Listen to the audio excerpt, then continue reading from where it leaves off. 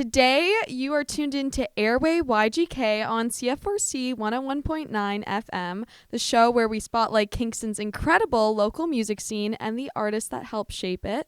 So I am joined by Kingston's pop-punk band, Lumpfish, known for their high-energy sound, catchy melodies, and commitment to creating an inclusive atmosphere at their shows. So Lumpfish has been making waves in the local music scene while studying music and digital media at St. Lawrence College. They recently released their newest single, Rainy Day, and today we are talking about the band's origins, creative process, and the Kingston music scene, and what's coming next for them. So thank you so much for joining me today, you guys. Really appreciate it. Thank you for having us. And so first, for listeners who might be hearing about Lumpfish for the first time, how would you describe your sound? I would say it's very like summertime fun kind of thing, but we also do kind of have like some other elements that we take from like grunge and more like alternative kind of stuff, and even like kind of I wouldn't go as far to say classic rock entirely, but there are elements in our music that kind of tie to that a little bit, but mostly like just kind of pop punk summery kind of sound. Yeah, like we've definitely got some moody stuff going on sometimes. But we try to focus on having a good time and having fun. Yeah. I love that. Definitely hear that through the music too. So how did the band first come together? How did y'all form? So Izzy and I met at St. Lawrence before the program got shut down, sadly. But we met there, and we wanted to start a band, and it went through a couple different iterations and eventually landed on bringing in Izzy's brother, Jacob, on drums to join the band, and just kind of took off from there. That's kind of the origin there. Yeah, nice. And Lumpfish is definitely a very unique name. So how did that come together? How did Lumpfish form? Even I don't know this. Oh, really? I don't know how you guys this came is, up with the name. This is pre-Jacob. I've asked, and they just ignore me. They don't listen to me at all. So, with like an older band iteration, we had like 4 members. And we had this group chat, and we were like trying to come up with a name, and it was like how do we kind of like show our like silliness, but like how do we like make a serious band name, but it's like not too serious, has to be like taken like. And we were having a lot of trouble. Like I remember we had like all these different names, and none of them were like fitting, and it was like it almost felt like all 4 of us were kind of trying too hard to come up with a band name, and so it was just like, let's just like not worry about it for right now. And then I was just scrolling on Instagram, and I found the lumpfish is a real animal, and I found it was a video of a lumpfish, and it was this guy being like, "This is a lumpfish," and he was talking about it. And it's like a cute little blue little thing, and it's like this big, and I'm gesturing that it's small for those listening. And I just sent the video completely outside of it, and then it was just like, look at this cute little animal that exists that I didn't know about. And then like a couple hours later, I went back to it, and I was like, Lumpfish would be a really good band name. So then I was like, what if we just made this the band name? And everyone agreed, and so that's the story there. There we go. Wow. Jacob, how do you feel now that you've learned this? That's a lot simpler than I thought. Yeah, sees a fish and goes, Eureka! Oh my God! We climbed Mount Olympus. It wasn't some like calling from a higher being, like came to me in a dream. No, it was just a group chat, just a video that was sent. Wow, and by chance? Yeah, you went with it. Cool. Okay. So every band has a story behind how they started, but a sound doesn't happen overnight either. So was punk music always what you wanted to make, or did the sound kind of evolve over time? So Doreen and I started like the idea of like we wanted to start a band the first semester of school, and I was like focused on grunge music. I wanted to make grunge, but I had like listened to punk like pretty much my entire life. And so Doreen was like, I want to start a punk band. And I'm like, you know what? That would be great. So like we had the original idea of like starting a punk band. And then we had that first run of Lumpfish. And it was like, it wasn't as punk focused as we would have liked. So eventually when like those people left and then Jacob joined, we were like, okay, now we can like have the vision that we originally wanted. We can run with our pop punk ideas. Yeah, I had originally hated pop punk music my whole life, and I just started actually listening to it when I joined the band back in October. So going into the band, I had no punk experience at all. I'd played a lot of classic rock. Izzy and I, growing up, we played a lot of music together, and a lot of it was like rock focused.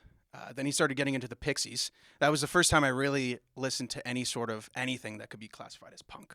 And then I hated it, but Izzy loved it. And then obviously I came around as I grew older, and here we are now. So trying to draw influence from all these punk guys I'm listening to in this 8-month span is kind of crazy. But at the beginning of the band, Jacob joined and was like, I don't know how good I'm going to be at this. And I'm just going to say, I might be biased, but like I see a lot of punk drummers go through and stuff, and I think we got a really good one. Yeah. I'm just saying, I think we got the best one. So Okay, so like y'all mentioned, I know you just mentioned a couple artists that you've been listening to, but who are your influences for this type of sound and music? So the big one is like Blink-182, obviously. I also hadn't listened to much Blink-182 before meeting Dorian. And then I came up to Kingston for school, and Dorian was like, man, you gotta listen to Blink-182. And I remember the first moment of me listening to them. I was on a walk from my place to a bus stop, and I listened to like Enema of the State, and I was like, this sucks. I hate Tom DeLonge's voice. And I'm texting Dorian, and I'm like, dude, I don't know if I like this. And he's like, dude, just let it sit. Like, just take a minute. And I'm like, okay. And then he's like, you should listen to like one of their other albums. And so I listened to their Untitled album, and I don't know what it was, but like the vision just hit me. It was like, I completely get it now. And then I went back and listened to like their entire discography, and I was like, yeah, this is awesome. Like, I love this. So yeah, Blink-182 is a huge one for us. Green Day for me personally. I know, yeah, Dorian. yeah, no, I will say like Blink are my favorite band, and I know it's super corny to say that because of how popular they are, but Blink are my favorite band. But I also, and I could talk for hours about it, but I'm literally just looking at my bass right now with all the stickers on it, and Sum 41 is a huge one. I really like No Effects. Newfound Glory, Simple Plan, a lot of pop punk stuff, but I also like a lot of other not as poppy bands. But for the songwriting we do for this band, I draw more from the more pop punk kind of groups. And then, yeah, I would say actually my influence very loosely comes from Blink. I had a similar thing to Izzy, where I listened to Enema of the State, and I was like, this is a hawking pile of garbage. This is so bad. And then I listened to the same album, and it's like a switch flipped. And then all of a sudden, you're in this mindset, and then you go back and listen to all these songs that you thought were terrible, and they're actually fantastic. And so, like, that album that I said was garbage is actually my favorite, like, probably one of my top 5 albums of all time. But I'd say my biggest influence comes from Alice in Chains. I really liked Alice in Chains. I do like Alice in Chains. And their drummer, I think, is criminally underrated, and I love what he does. And so after listening to them so much, a lot of my drum fills come from that. A lot of my drum fills come from John Densmore from The Doors as well, like some classic rock stuff, like these jazz-influenced drummers. Like, there's a lot of stuff. Obviously, at the end of the day, it's going to sound like a punk song. It's always going to sound like a punk song. But if you really start to break it down, that's when those influences of, like, specifically the drummer from Alice in Chains start shining through. So that's kind of where I draw my inspiration from going into a song. yeah, I think it's a beautiful thing too with punk, because it's like punk rock is like a canvas that you can paint on, whereas so many other genres are so like concrete and laser focused. And like, I think there's always going to be those, the old heads who really don't like anything new, but like you can add stuff, and just all you have to do with punk rock is make it louder and faster, and then it works. Like, Yeah, so. I mean, like, The Cure is another huge artist for me. I love The Cure, but their stuff, like, it doesn't sound anything like us, but like still I would say that they're probably a huge part of my writing. Yeah. And in the same vein as The Cure with like their bass player, who what's his name? I forget. Simon Gallup. He's great. And then also in kind of the same world. Now they'd hate if I said this, but in kind of the same world, Andy Rourke, another really good bass player from the Smiths, who is just unreal. And I draw a lot from him. I draw a lot from a lot of different bass players that are in different genres, and you can easily just pull it in and like use it for this style of music. Wow. Okay, that's great. And I know, like I mentioned, some of you studied at St. Lawrence, so you definitely have some experience recording and producing. So what does the songwriting process usually look like for Lumpfish, especially right now for your residency here? What's this process that you're going through to write these songs? It usually starts off with one of us having like an inkling of an idea.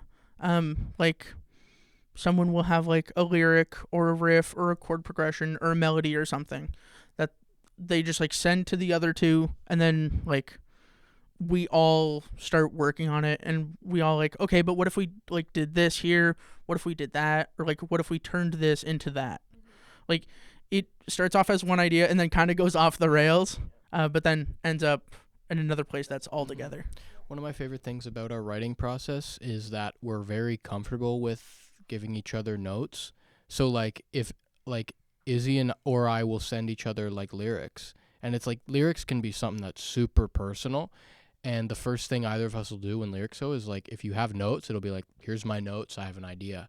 And it might be it's never like we're changing what the song is about, but it'll be like, maybe this word would flow better than this one. It means the same thing or something like that. Yeah, and just to add on, like, for example, when we wrote that song literally 20, 30 minutes ago, Izzy started a riff, and we all liked it. We all jammed to it. He left. Me and Dorian came up with a cool part for an intro and, like, a verse and stuff, because our music, since we're a power trio, is very, focused on each of us holding our own weight, I guess. And so Izzy was playing the riff, and I was like, he was having a hard time resolving it or figuring out a way to resolve it. And all I had to say was, just play the same thing. You don't need to overcomplicate it, right? And so he took away the second part of his riff and just played the first part, and it sounds fantastic. It's simple, but it works. So it's not hard. So. Yeah, I love how everyone contributes to the song. You're very open with each other, and that's great. Next question. So you recently released your new song or new single, Rainy Day. So what's the story behind that song, and how did you come up with that, write that together? This is a good story. So Rainy Day was the first actual song that I had ever written. I wrote it when I was like 13. So like right before COVID started. I wrote it, and it was like a completely different song. It was very inspired by Pixies. It was a completely different song. It was like indie. It was like more popish. It was originally an acoustic song. Oh, I saw him play it, or I saw them play it multiple times live, acoustic. Yep. So. Yeah, and then we had these songs written for the album we're working on, and there was just like one song that we looked back to it, and we were just like, this really doesn't fit what we're doing. So we're like, okay, well, what if I brought in Rainy Day? And we like re-looked it over, reevaluated it, and completely changed it. And so that's what it is. It's like this really old idea of like a completely different type of writing, and then we just brought it back differently. Yeah. Mm-hmm. So originally your idea, but then you brought everyone in from the band, and everyone worked together and made it this product. Yeah, I remember it was like Izzy showed it to me, at like the original. Yeah. And they were like super stoked about it, and I was thinking, I don't know. Like it was a good song, but I was like, I don't know how we're gonna do this. And then they were like, okay, well, like let me just cook at home. I'll come up with a new demo, and then we'll like. And so I was like, okay. And then like a week or two later, Izzy came back to school with it and was like, could you track some bass for this? And I like listened to it one time, and I was like, oh my gosh, like this is gonna be awesome. And so I'm just in there like just cooking like on this new demo. It was super exciting, and then it was like, well, it was good enough to be one of our first songs that we put out, so we're very happy with it. And it wasn't originally on our single schedule. Originally we had a couple other songs, Summer and Justify for sure, and then Rainy Day made that slot. We recorded it and we went, this song is better than I thought it was going to be. 100%. We all had that feeling. I listened to Izzy's like garage band MIDI drum crap that he sent me, and I was like, this is terrible. But I loved the guitars, and I was like, the drums need fixing. And so once I sat down, I was like, it's not going to be hard to fix them. So because he wrote a really good drum part, it's just they sounded like garbage, and so I can fix that. So and that's where it is now. So wow, all came together. Yeah, great. And so I read a little bit how it's very important for you guys when you play live that everyone feels respected and safe at your shows. So why is that so important to you as a band? So Jacob's pointing at me. I'm an openly queer person. I'm in a skirt right now for our listeners. It's fire. I'm wearing a skirt. But I think especially in a punk community, punk and metal usually get like slotted in together, and like punk and metal fans are either like the coolest people you'll ever meet or like bottom of the barrel, like everything like so hateful. Like they're either the most loving or the most hateful people you'll ever know. And so I think especially right now it's so important to be open about what you support, who you love, who you're trying to connect to, and who you just are as a person. Yeah. Right? You shouldn't feel like you need to hide from something, especially in the state of the world. It's important to know your community, and it's important to know that there's people there to support you. Yeah. Mm-hmm. And like it wouldn't, what we're saying is it's not exactly that it reflects on the Kingston punk community in general, right? Like we just went to the punk rock flea market out in the Broom factory, and everyone was so it was awesome. But we have all had experiences with the kind of like you're at a show and you think everyone's cool, but that's just sadly not the reality, even though it's supposed to be, and that's what everyone preaches. So obviously we don't want to change. We want to keep preaching that idea, but we want to take it that extra step of like, we want people to know like they can come up and be themselves at our show and talk to us and at the merch table or something like that, and we're not gonna like judge or not gonna we'll judge people who are terrible, obviously. But like but we'll not judge people who are just being their true selves and that kind of thing. And we're also not afraid to call people out on their crap. Yeah, if they're going to be hateful, they have no place at our shows. Yeah, just to be quite blunt. Yeah, I had this conversation the other day with someone about shirts or merch. Oh my gosh, yeah, it's so funny. And it was my girlfriend's dad. Him and I were talking about shirts and how our logo didn't have the pink on it. And he was like, "Well, you might have people turned away because it was pink." And all I said to him was, if they're worried about a color on a shirt, they don't belong here. You know what I mean? Like we don't want to sell you that shirt at that point. Yeah. You know what I mean? We'd rather sell it to someone else. Yeah, I even joked in the group chat that like now if he wants a shirt, the only shirt he's going to be able to get is a pink shirt. Vibrant pink. So neon pink, bro. Yeah. Yeah. And not that he's a bigoted or whatever. He's a really great guy. He wasn't saying that he wasn't going to buy one. He wants one, whatever it comes in, right? Because he's so supportive of us, and he's so supportive of everybody. He's a very welcoming guy. It's just kind of what he said about other people. I'm like, that's fine. We can't worry about people like that. You can't make us. I mean? So it's like we'll deal with them when they cross our path. Yeah, exactly. You're ready. Yeah, I love that. That's such a great thing to just foster at your performances and just to bring inclusivity, because I know definitely the genre of punk rock, just punk in general, has somewhat of a stereotype, and I definitely agree what you're saying. It's like you want to welcome everyone and just not restrict it to that one selective person. So I think that's truly amazing what you guys are doing. And speaking of playing live, I know you've played at venues like St. Lawrence College and Slush Puppie Place. So do you have a favorite live show memory so far? I know you're talking about maybe some not so great people coming, maybe a good memory. I've got one. And oh man, here I go. I have one. It ties into what we were just talking about. So we just played this show Yeah, Izzy was in tears. I was tearing yeah. up like when this happened. So we played the show at Overtime Sports Bar. Okay, yeah. And that was really fun. We opened for the Creep Show, Joystick, K-Man and the 45s, and we played alongside Doing Okay, who are another band here in town. And it was really cool. And we were just excited about that, but we, obviously when you're opening, you're not there expecting like fans of you. And there were these two kids that were there because it was an all ages show. So like my little brother could come and that kind of thing. But these two kids were there and they were like enamored with us and like the performance, and they were like side stage like cheering us, and they were like having a great time and they're dancing and stuff. But then after, they probably bought, I want to say, close to like $50, $60, $70 worth of merch. And we don't have very high price merch. So like they bought like a bunch of stickers and they got a bunch of posters, and we were signing posters for them and we were getting pictures with them, and they were just having like the time of their lives.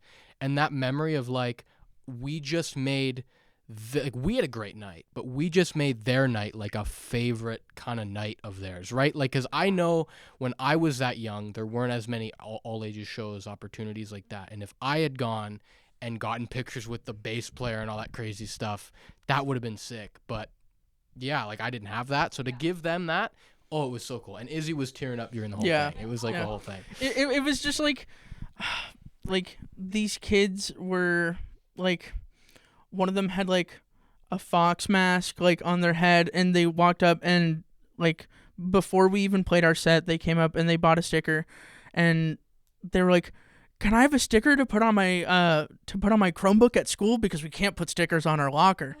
And like a part of me like wanted to be like, "Put it on your locker anyways, screw them." Yeah. But I'm like, okay, wait, no, like I got to be a good role model to these kids. So I was like, well, that's awesome. Like that sounds so cool. And they like, it was just like that genuine moment of like, oh my God, like they instead of like looking up to another artist, like me looking up to another artist as a kid, like now there's people looking up to me. You are that artist as an now. artist, and it like it just all hit me at once, and like my brain couldn't handle it.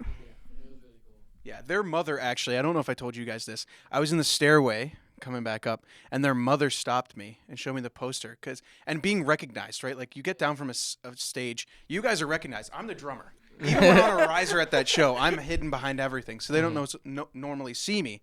And their mother stopped me in the stairway and said, "Can you sign this?" I looked at it. I had already signed it. And I said, "You know what? Screw it. I'll do it again." So I signed it twice because I was like, I'm in no position to neglect a signature. You know what I mean? I wanted to, help them out at any point that I can. But yeah, that was awesome. So that family, whoever you guys are, if you're listening or not, you were all of our favorite moment. Although like another one of my favorites is sorry. Oh, like wow. Just talking about support from the community. We were playing at Daft Brewery. Yeah. And I went to hit the cymbal and it fell off completely. Mm-hmm. And then one of the guys in the crowd went around, grabbed the cymbal and put it back on for me. And I was like, this is like, that's incredible. You know what I mean? You go anywhere else, I'd be on my own. People would just be staring at you. Like, oh, what an idiot for letting that fall off. Like, I have any control over it in the first place. So it was awesome that he was able to kind of go around and help me out there. Yeah. That's one of my favorite moments. Yeah, so that was awesome. Yeah. Yeah, that's incredible. Yeah, the fan base definitely is a big part, so I really appreciate that. And then I know, we're mentioning all these venues in Kingston, and as you probably recognize, Kingston definitely has a huge art scene and music scene. So how has being based here really influenced your growth as a band and helped you evolve? I think there have been a lot of positives. Just the fact that it's so vibrant and the fact that there's so many people and so many opportunities to reach out to and stuff like this is super helpful and really, really great. It can be, I think there's a level of politics involved, and I don't mean like actual political stuff. I mean like kind of like local kind of who do you know stuff, and I don't think that's just Kingston, but it is something when you have such a large, vibrant scene, it can be a bit difficult to break into when you're very new, which we all felt that, but we think we're getting, we think we're getting into. We've definitely cracked the wall a little bit. Like, yeah, you know what I mean? And look at all the shows we played. Yeah, how many shows we have coming up. But so I think that, but that's influenced positively too, because it's like you got to keep trying, right? Where it's like, some places they've got one place and not a lot of people, and it's like, well, if you can get a show there, then that's the show. But there's so many different avenues to go with in Kingston that it's like, you just gotta, and I find everyone's been so nice. That everyone that's given the time of day to talk to us has been so nice. And it's like the kind of thing of like, we had one I'll tell you is with KPP. So they're really good production or promotion, group. And we messaged them a little bit early into our career, and we were like, hey, like, we'd love to play. And it was just that kind of like, we didn't get much of a response. And it was like, okay. So we messaged them again, and they said, you're on the radar. And we're like, beauty. So then we played a little bit more, and then messaged them again, and they had a show for us. And it was like, all right, well, that's awesome, right? And so it's like, sometimes you just got to keep building and keep going. And like, yeah, I've been talking for too long. Izzy, what do you have to say to this? I think being in Kingston is really cool because you don't have just like one milestone venue. You have like 5 or 6 of them. Like you have like the Broom Factory, the Toucan, you have Overtime, you have the Merchant, like you have like all of these different places like that are always packed with people. Like I want to shout out the band Last Call because they gave us our first show at the Toucan. We are so grateful for them. Mm-hmm. They were super nice. Yeah. That Toucan thing was like a real like kick in the pants for us, not in a bad way, like in like a get out there, right? Because it was like we hadn't, and they were like, hey, do you want to open? And we're like, yes. And then we had to get that sorted, get our set sorted, get it on there, and it was like really that was the fun. Jump starting moment for us. That like was like our like, first gig in Kingston, mm-hmm. and like that was crazy. Yeah, I couldn't be more grateful gig. because that is one of those venues that we've had trouble, and they're just very busy there, right? So it's like we've had trouble. We'd had trouble in the past getting show at the Toucan. We really wanted to play, and they were like, hey, come open for us. And we're like, score. And we were in, and it was really, really, really fun. So yeah. One thing I will say as well is like comparing the music scenes from Belleville. I'm from Belleville, and towards Kingston. I will say Kingston is a lot more inclusive of young musicians. Belleville, and I don't want to talk ill about my city, but they are a bunch of old head, classic rock, old blues guys who refuse to do anything new. They refuse to change. And our music, if there's one thing it does, it changes. You know what I mean? Like it should be like a pinnacle for change.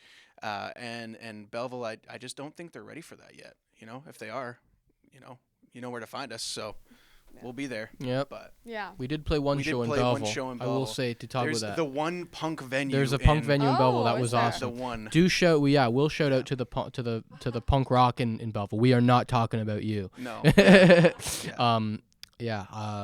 But I'd say majority of the larger venues are dominated like by something like we old couldn't heads. get a show at like. Yeah, we could never. Yeah. And it's always the old guy. You're too loud. You're too loud. And I said, Yeah. turn off your hearing aids. Then Yeah. like it's not my problem. So Meanwhile, and then we were like, and I think that too actually makes that being the truth makes the punk stuff in Belleville so much fun because it's like if we blow through Belleville on a punk bill. It is the coolest thing happening in Belleville at that point. It just is, and that's how we experience. Like there's, it really is, and you could tell because there were so many people in there that were like having a great time. And that was a real hoot. Even the other bands we were playing with on that bill were having a good time. Yeah, like everyone was having a good time. It was awesome, but yeah, other Belleville stuff is tough. Man, we're yapping. Yeah, sorry. No worries. No, I love it. That's what we're here for.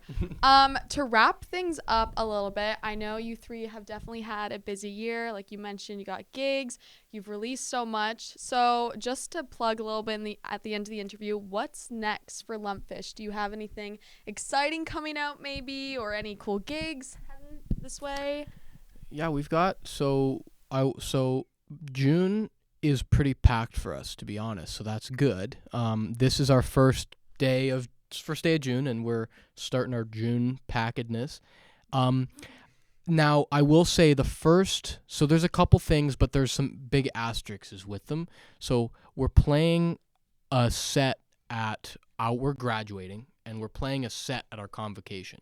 Now, unless you are graduating as well or the family of a graduate with a ticket, you can't come and see that show. I apologize. But we're also going to be playing, I would say our biggest one is that we're playing at the Broom Factory opening for Gizmo alongside Naked by 9 on the 22nd of June. And so that's the one you can come to. Like, that's the one with the tickets and stuff. So, yeah. Anything you want to say, guys? Anything like release song wise? Yeah, we've got a bunch of more songs on the way. Yeah. We've got and our then- next one coming out soon. Yeah, we've got our next one coming up. What's the next one coming out, guys? Justify. Yeah, Nice. we're doing our Yep. song Justify. It's going to be on, I think, I forget the exact July date, but 3rd. it's July 3rd. Okay. There it is. So July look out for 3rd. that. Look out for that, Justify July coming 3rd. out. Okay. Nice. Yeah, but we got like 12 songs like locked and loaded. Mm-hmm. So we've already had 3 released.